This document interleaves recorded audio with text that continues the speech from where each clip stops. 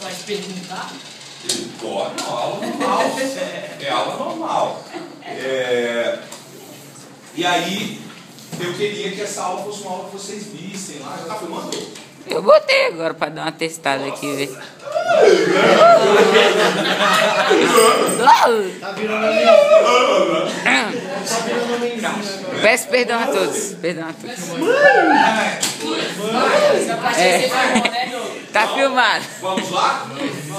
Então vamos começar. Eu corto o vídeo. Anjinhos, antes de mais nada, bom dia a todos vocês. Bom dia. Bom dia.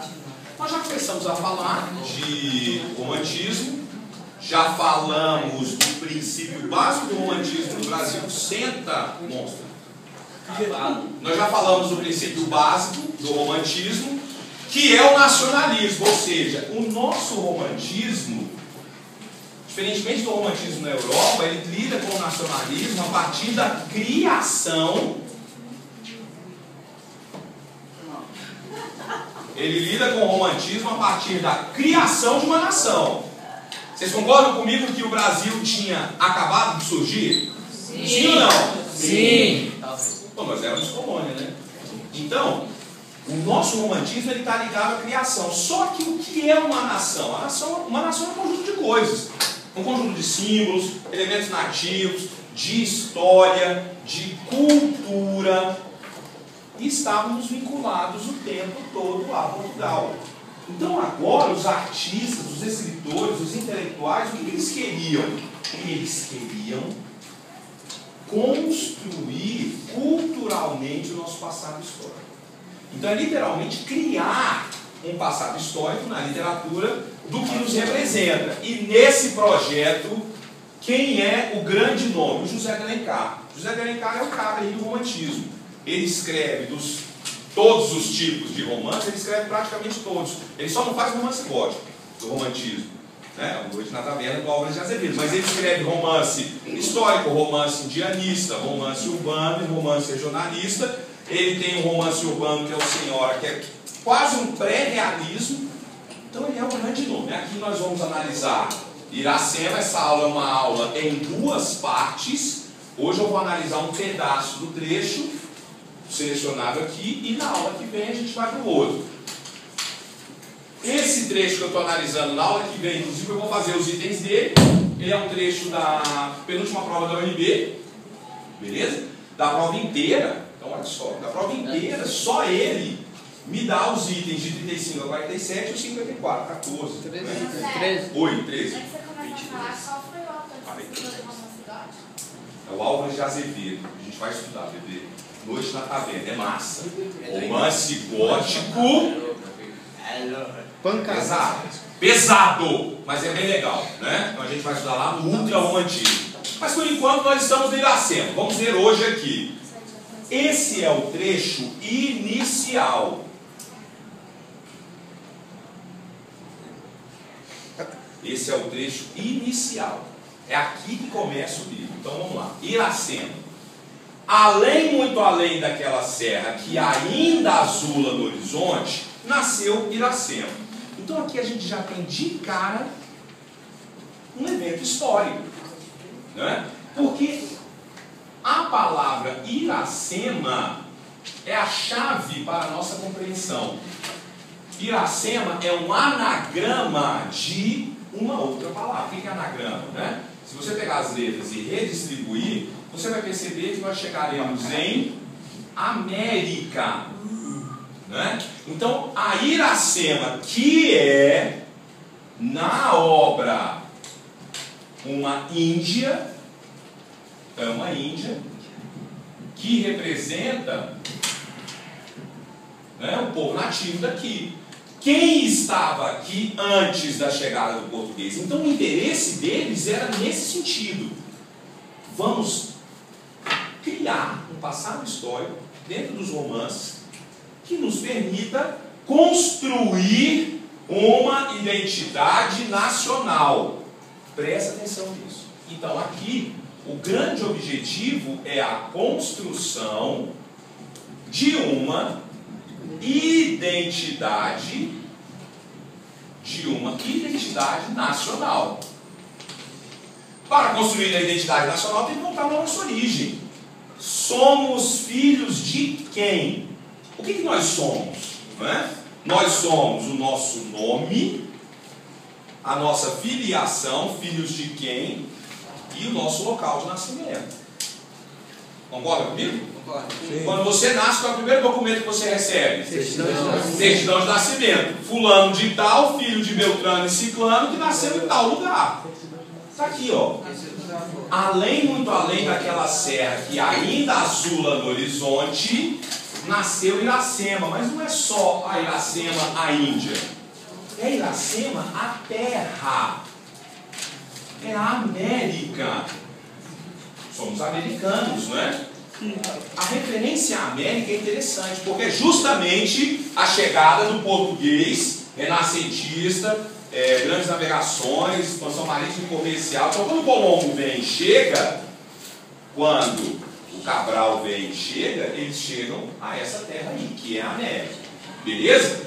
E esse primeiro parágrafo ele tem um detalhe interessantíssimo. O ponto de vista dele é o de quem? É o do português.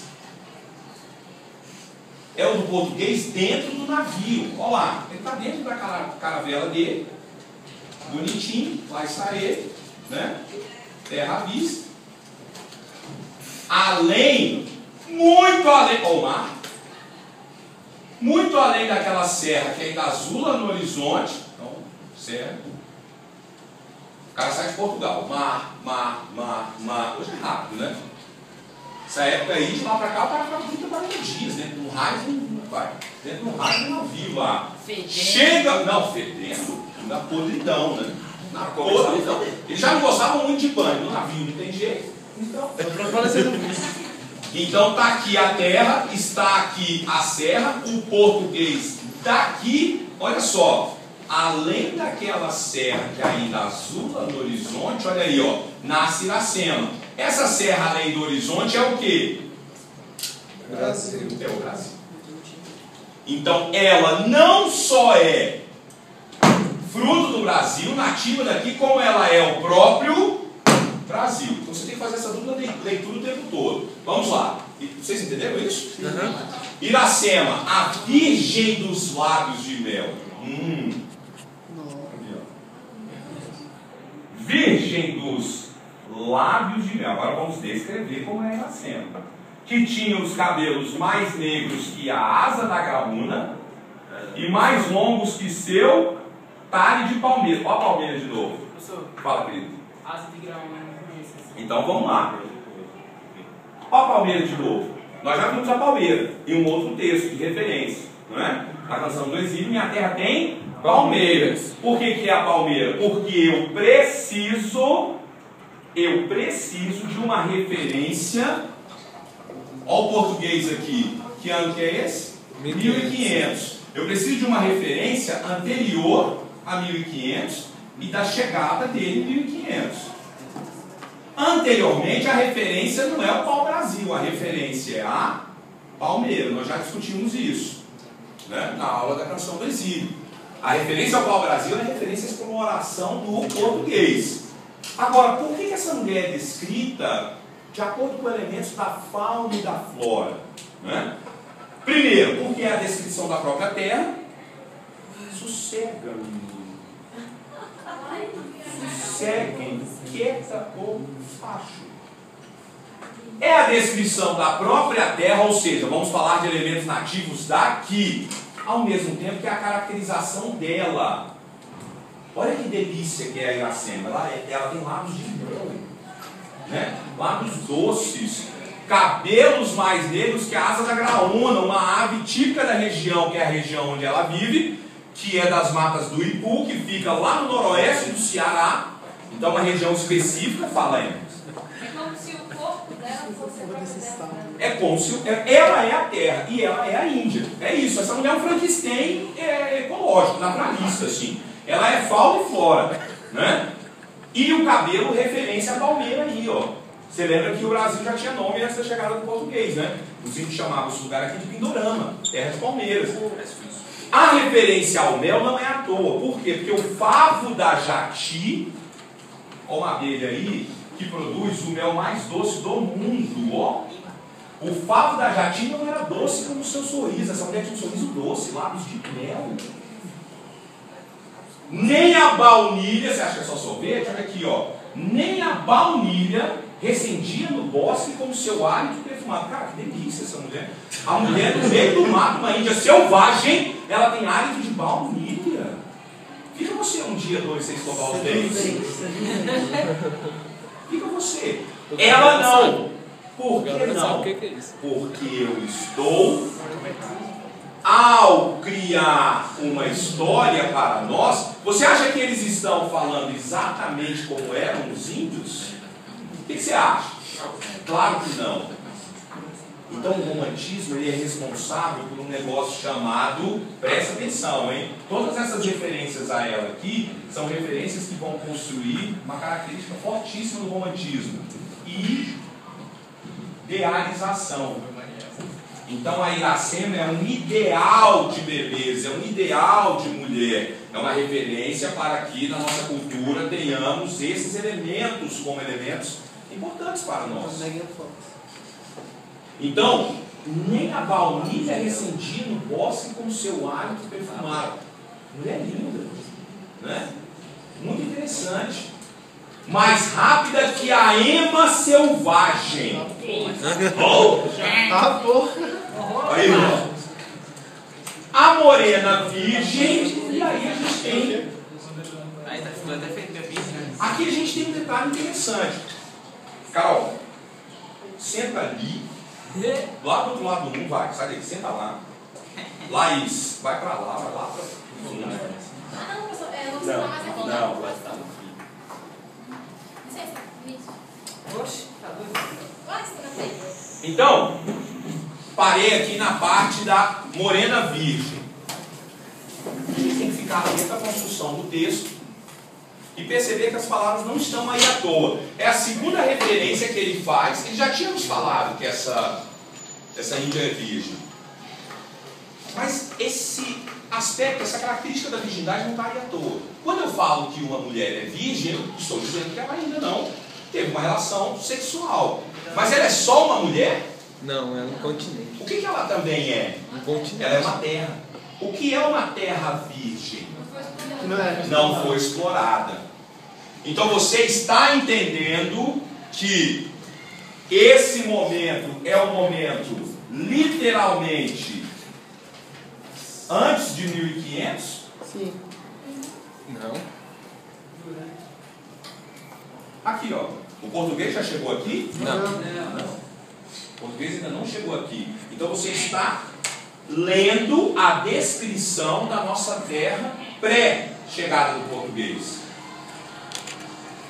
Dizer que ela é uma mulher virgem é também estabelecer uma relação com a Idade Média. Não é? Na Idade Média, esse conceito da virgindade ele passa a ser um conceito altamente significativo das relações. Não é? Por que esse anel aqui ele se chama aliança? Isso aqui não tem nada a ver com amor, né? Isso aqui é a representação dos aliados. Né? Esse reino se alia a esse reino com esse príncipe e essa princesa. É claro que a princesa, ao ser literalmente negociada e dada lá para o príncipe, ela precisava ser virgem, comprada para ser só dele. Então, essa Índia virgem é uma referência a um ideal também medieval, e essa referência à Idade Média ela é significativa no romantismo, a gente já viu isso, né? Só que na Idade Média o padrão de beleza era de mulheres morenas? Não. Mas essa é morena. Por que essa é morena? Porque essa é nossa. Essa é a nossa, né? É a nossa identidade. É por isso que eu fico feliz. A maioria das pessoas está estranhando o Papa argentino, né? Eu estou achando massa não ter sido um brasileiro. As pessoas estão lamentando, poxa, não foi um brasileiro. Por quê? Rapaz, se fosse brasileiro, o povo ia respeitar a gente? Não ia. Se o Papa fosse brasileiro, a comemoração era com o Lodum, lá no Vaticano. Você pode ter certeza. Olha o Papa, olha o Papa, olha o Papa, ele, com certeza. Os caras estão tocando tambor lá, fazendo carnaval. Carnaval 2014 ia ter escola de São falando do Papa. Porque a nossa cultura, no final das contas, ela acabou se transformando num acúmulo de tantas coisas, né? Nesse sentido, olha aí, ó. Então, olha uma referência à nossa cultura aqui, ó. A morena virgem corria o sertão e as matas do Ipu, onde campeava sua guerreira tribo da grande nação Tabajara. Então, você vai ao longo do texto tomando contato com palavras quando... Quando Kemuel fala, pô, Marcelo, eu não sei o que é graone e tal. Você vai entrando em contato com um vocabulário, ó a construção de uma língua nacional, com palavras só nossas, e não mais palavras só portuguesas. Não é?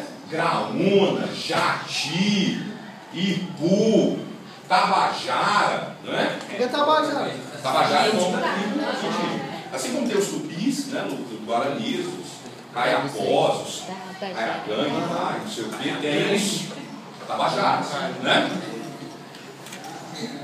Marcelo, mas aí tem uma outra característica. Embora ela tenha referência à donzela medieval, ela não é como uma donzela intocada, né? Delicadinha e tal. Ela até é delicada, mas ela é uma mulher delicada que é guerreira. Olha que interessante a construção da nossa identidade nacional. O brasileiro é um guerreiro, é um forte, é um lutador. Não desisto nunca. Não desiste nunca. Só que como guerreira, olha que interessante.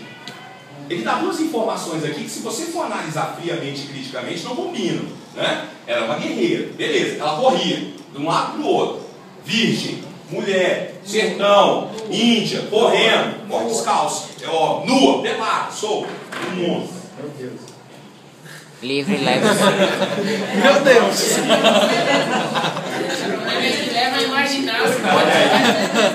Corre mais que Eva Selvagem que Gabriel atrás. Eu não, mas foi Mariel. Mariel. Você poderia pensar, você poderia caracterizá-la de várias maneiras, menos dessa. Olha a descrição que ele faz do pé. José de Alencar meio que gosta de um pé assim. Então, o pé grácil, pé gracioso, né? Delicadinho, bonitinho. O pé grácil e nu, mal roçando. Cara, olha que massa. Ele não fala que ela sai correndo que nem a dor no meio do mato. Mal roçando, alisava apenas. Aliás, não é nem massa, é a verde pelúcia. É a verde pelúcia. Então o pé dela está só. Essa mulher é quase levita, né? Olha ali, ó. Alisava apenas a verde. Alisava o pé dela, olha como ele é delicadinho. Alisava a verde pelúcia que vestia a terra com as primeiras águas. Rapaz, o pé dessa mulher correndo, que uma doida, mais que uma ema selvagem, pelo meio do mato do sertão, ele tem que ser aquele pé bem cascudo lá, cheio de rachadura. O dela não. É um pezinho gracioso. Olha a idealização. Olha a idealização aqui, né? E aí ele começa a nos descrever. Mas quando ele descreve o pé dela tem algum sentido também a ver, agora é só da Iracema mesmo, não tem nada a ver com o Brasil. Não, pelo amor de Deus, tem tudo a ver com o Brasil. Isso é o Só Brasil, tá falando do Brasil. Isso é a mulher brasileira, isso é a terra brasileira, isso é a nativa brasileira. Quer ver o pé dela com o Brasil. Cara, ele quis falar do pé, ué. Mas com fetiche, então. Deixa ele falar do pé. O que tem a ver? Não interessa, interessa que ele falou do pé. Fetiche é. E a gente vai ver o pé, deixa eu ver o pé, gente. Deixa ele falar do pé. Olha lá. O pé dele, né? Tem o dela. Um dia, ao pino do sol, então lá, né, volta de meio-dia, ela repousava no lago da floresta. Então visualize, né? Está lá ela repousando, não está caçando, não está fazendo nada, está repousando. Banhava-lhe o corpo à sombra da oiticica. Aí vem uma referência a uma árvore ali, mais fresca do que o orvalho da noite. Cala a boca, galera. Os ramos da acácia silvestre esparziam flores sobre os úmidos cabelos. Olha que lindo isso. Essa mulher está descansando, a sombra está banhando o seu corpo, caindo flores. Olha que lindo. E você vendo lá aquele crepúsculo, né? Aquelas coisas brilhando, mas Isso é bem exótica, né? totalmente. Mas o Brasil é exótico, Lucas. Aí você chegou no ponto. Essa é a referência. Essa é a referência. Sacou o que tem que fazer? Esse elemento. Imagina isso aqui para um português. Imagina o Brasil do ponto de vista do europeu. Cara, isso aqui é outro mundo. Um paraíso exótico. Um paraíso selvagem. Né? E aí continua, olha lá. Escondidos na folhagem, os pássaros não cantavam simplesmente. Eles ameigavam o canto. Olha que lindo isso. Cinderela. Por isso que ele mandou a gente aprender a cantar. Iracema. Foi por isso que ele mandou a gente aprender a cantar. Então, Iracema saiu do banho. O aljofa d'água e da roleja, como a doce mangaba que corou em manhã de chuva. E aí começa, né? Você vai continuar nas referências a frutos, fauna, flora, frutos, tudo típico daqui.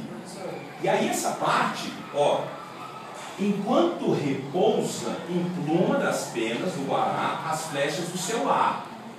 E aí tem um negócio legal aqui, né? Isso aqui é super bacana. E conserta com o sabiá da mata. Olha o sabiá de novo, né? E conserta com o sabiá da mata, pousado no lugar próximo, campo agreste. Ela conserta. Esse conserta não é de arrumar o que está quebrado. Esse conserta é de quê? Do concerto. Ela canta junto com o pássaro.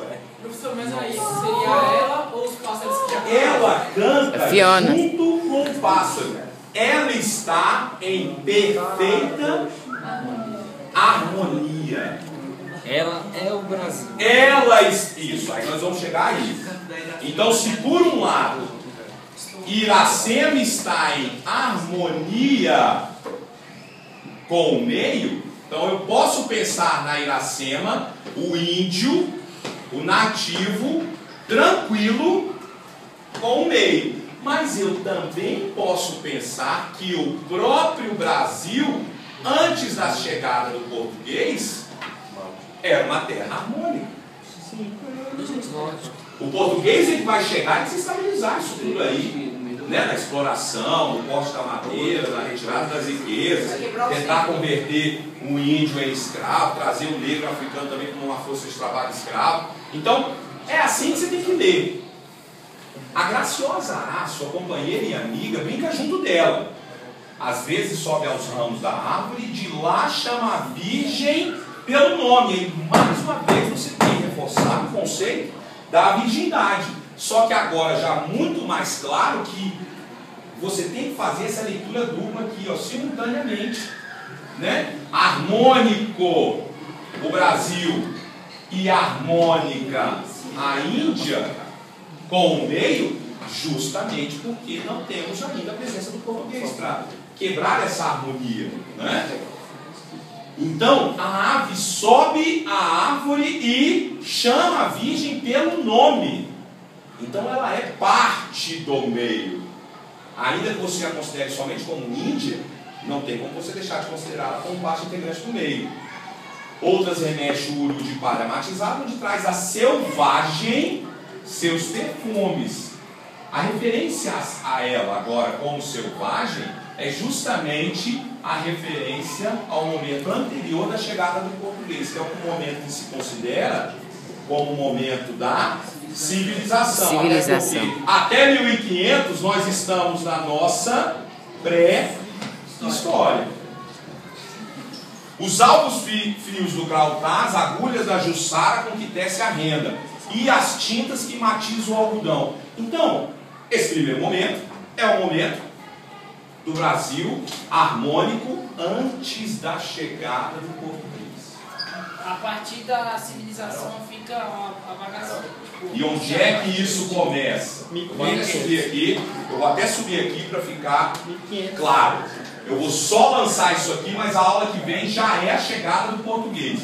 Acabamos de ler. Que xixi, estava tão legal assim. Acabamos de ler um pouco da nossa história aí recriada, mas Da história brasileira. A coisa vai ficar boa sempre? Não. Óbvio, né, que não. Aqui, 1.500. Por que eu posso situar no texto aquela data? Porque a partir desse parágrafo, olha aí, ó, a partir da linha 20, a partir da linha 28, o que eu tenho? O no suspeito quebra a doce harmonia da cesta. O descansinho dela depois do almoço. Então, alguma coisa quebra essa harmonia. Claro. Claro.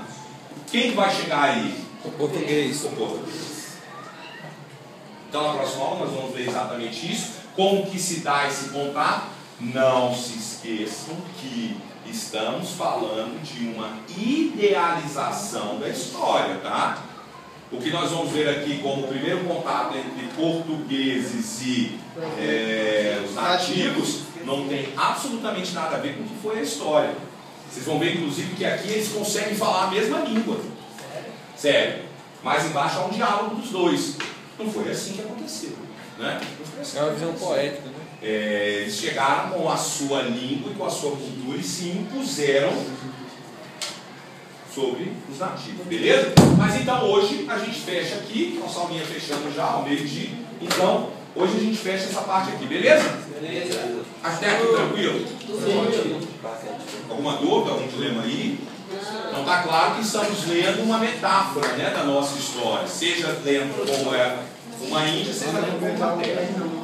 Anjinhos, obrigado pela aula e até o próximo episódio.